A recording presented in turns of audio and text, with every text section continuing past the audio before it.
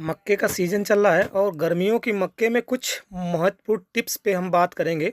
इस चीज़ को देख रहे हैं ना, ये इसको टैसल बोला जाता है।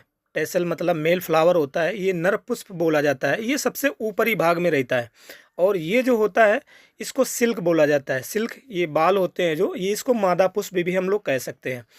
अभी परागण क्या है, मक्के में जो पॉलिनेशन होता है वह प्रक्रिया है जिसमें नर पुष्प के परागकण मादा पुष्प पर पहुंचते हैं, जिससे दाने अच्छे बनते हैं। मक्का में सही परागण होना बहुत ज़रूरी होता है।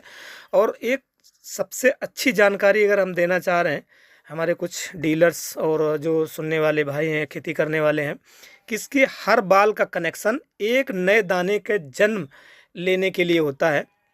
अभी इनके जो पोर स्पेस होते हैं, परागकण होते हैं, इन्हें पोलन होते हैं। पोलन वो बालों पे जाते हैं और वो जाते हैं हवा के द्वारा। ये सेल्फ पॉलिनेशन आप बोल सकते हैं। इसके कनेक्शन बालों के ऊपर जाते हैं हवा के द्वारा। अभी परागण की जब प्रोसेस, अगर कुछ टेम्परेचर अगर अधिक है तो हमारे किसान साथियों को मैं एक अपने अलग तरीके से एडवाइस देना चाह रहे हैं कि उसमें 13 NPK और कैल्शियम और बोरान अगर मिक्स करके लगभग 3 फीट का पौधा हो उस पीरियड में अगर दे रहे हैं, अगर मिक्स करके, तो पॉलिनेशन की जो प्रक्रिया होती है बहुत सुचारू रूप से होती है।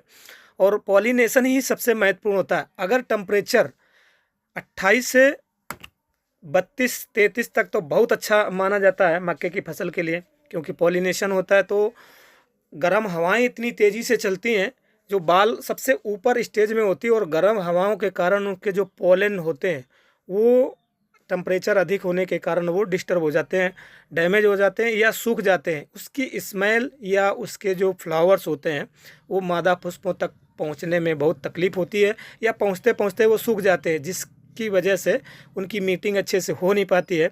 और जब तक परागण नहीं होगा उसमें दाने कम भरेंगे या पूरी तरीके से डिस्टर्ब होंगे। जब टेम्परेचर 40+ चला जाएगा तो दाना नहीं भरेगा।